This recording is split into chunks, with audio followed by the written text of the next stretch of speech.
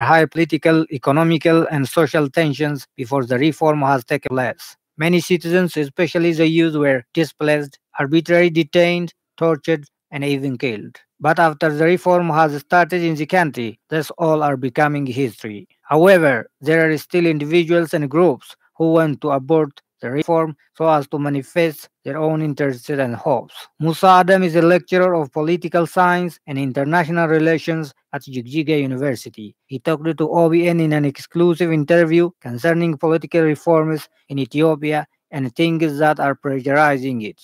He said that there is no freely flow reforms and changes.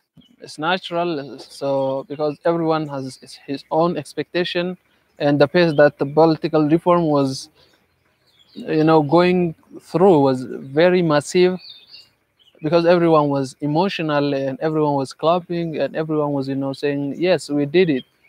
But in political system, that is not easy. You can't achieve everything within very short period of time, and that is what our general public lacks. We lack how the politics work. We don't know how politics work. We just know, and we just support the emotions, not the real calculation of political, flow and political system, and that made us very vulnerable to less result from our biggest expectation that we have been expecting. So some anti-elements maybe could emerge here and there, but still I think we can manage it and we can do it in a better way that may satisfy at least the majority of the general public of Ethiopian citizens. So it's obvious that some people will doubt, even though you're doing and paying 100% attention and making an effort to complete it. And this is because of some different political interests. So because you and I cannot have basically what I could say the same interests, even though we would like to see very prosperous Ethiopia and very democratic Ethiopia, still we have some individual interests, as well as maybe when it comes to Ethiopian context, some ethnic interest especially. So that ethnic interest, and in some cases maybe religious interests as also maybe witnessed. So it's obvious that there will be some different outlooks as far as the reform is concerned. Musa noted that having strong and democratic institutions is very essential to realize and sustain the reform started in the country.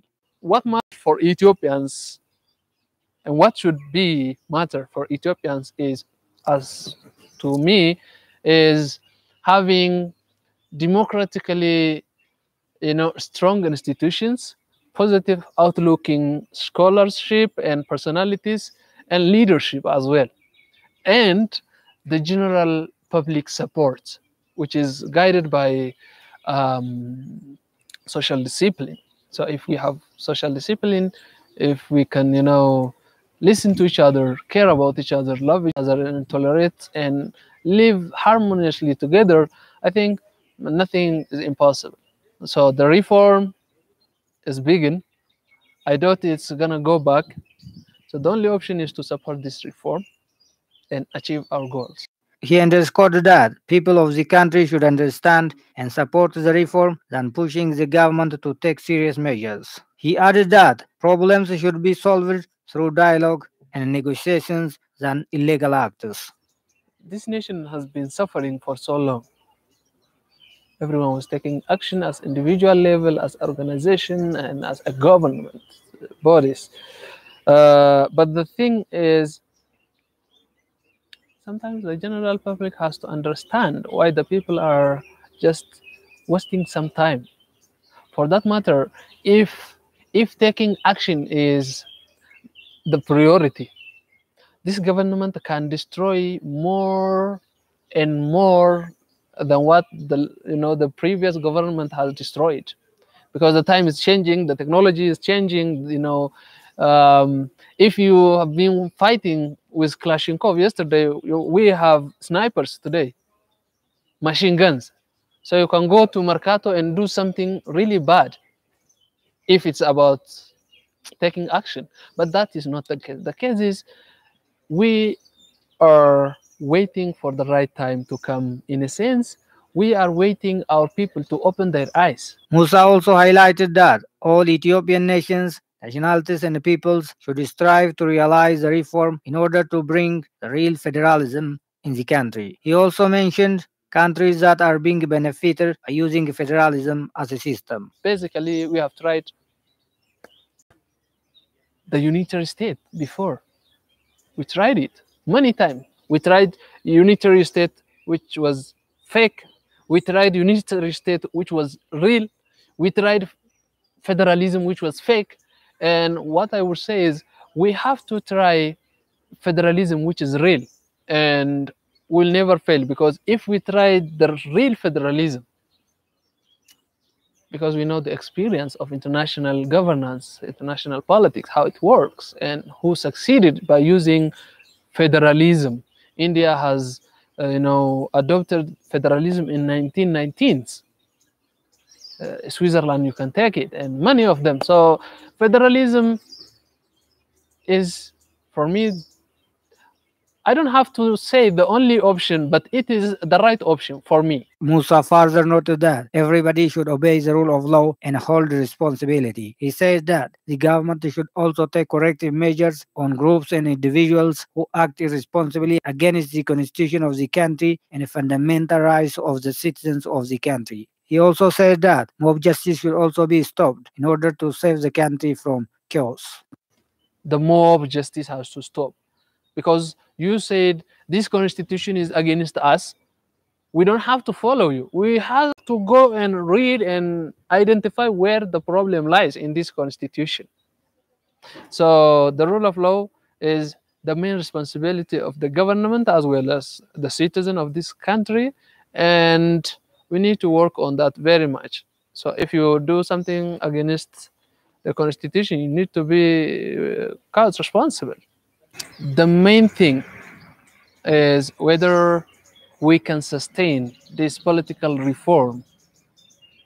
Because the people here and there, everyone will shout and everyone will say something about the politics of this city, the mayor, the structure, the youth, the financial and economic aspect of the city, the political stream, and many things can be, raised. So the thing is, we need to follow the rule of law. The rule of law, in a sense, everyone have their own right, and at the same time, we have an obligation. We have a responsibility. So if you broke the law, you need to be responsible. That is how we should handle. So the main purpose of the government is to secure its citizens. And if there is anyone who is beyond, like acting beyond the constitutional framework and other laws, rules, and regulations, you need to bring them into justice. That's, I think, so this government lacks that one. They are working like humanitarian organization. You guys are not United Nations or something, what I can say, Human Rights Watch or any other humanitarian. You're not Red Cross after all. You are a government. So sometimes you need to punish the people. Sometimes you need to reward the people as well. Yeah. So if you can do that, you are a government.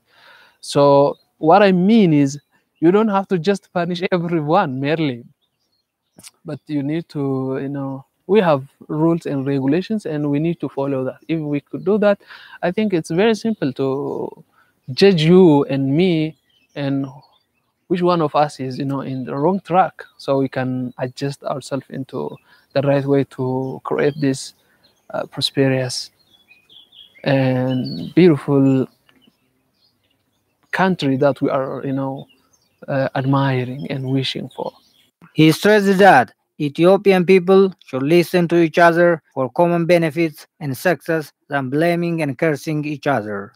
The only thing that work for us is coming together, listening together, and if we have any doubt, asking the right question at the right place. If you ask the right question at the right place, you can get the right answer or the wrong answer, whatever, but you will not regret. But if you mobilize, the ordinary citizens to do this, to break this, to kill that, to loot this, and to do that, you will pay the cost sooner or later.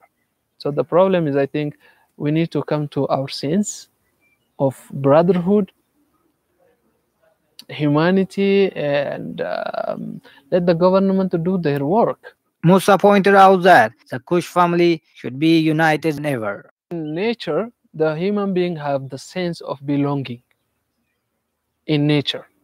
So naturally, I am very close to you than someone who came from somewhere else. That's what I mean. I can understand you, you can understand me, and they can understand us, and we can understand them. That's what I mean.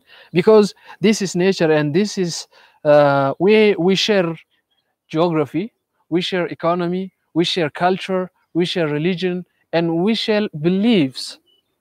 And after all, we share bloods. We are one throughout the nation. So when you go east, the people are very attached to each other, intermingled and mixed. And when you go somewhere other direction, you may not see that in the same way. So the understanding of this thing is very important, which is not pushing out others. We are not trying to push out others, and we're not outcasting them. Everyone in this country is our brothers, but naturally we are closer. One of us are closer to one of us than other. This is how we call it. So you can't say this. This finger is closer to far to this finger than this one. Is it? So this finger is closer to this one than this one. This is obvious. It's nature, and you can't deny the nature. So first we need to adopt the nature and go together. If the Kush united, that doesn't mean we are going to destroy the others. No. We are just trying to be ourselves and let them be themselves as well. And in the middle, we can create really good, a mosaic kind of Ethiopianism in Ethiopia. That's what I mean. I'm not outcasting anyone, and I'm not cursing anyone, and I'm not blaming anyone for what has happened for the last, but I am just saying we need to unite the Kush family as well as the other family.